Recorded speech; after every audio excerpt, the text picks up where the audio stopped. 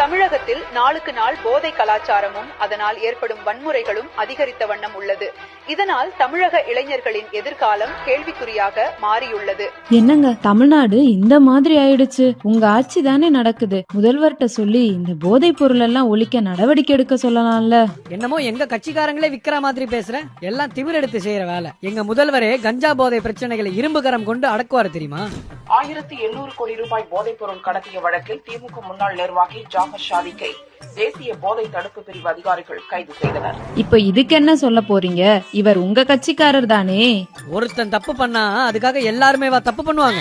ஏதாவது பேசிட்டு இருக்காத. சென்னையில் 70 கோடி ரூபாய் மதிப்புள்ள மெத்பெட்டமைன் போதைப் பொருள் கடத்தலில் ஈடுபட்ட 3 பேரில் ஒருவர் திமுக பிரமுகர் என்று தகவல் வெளியாகியுள்ளது.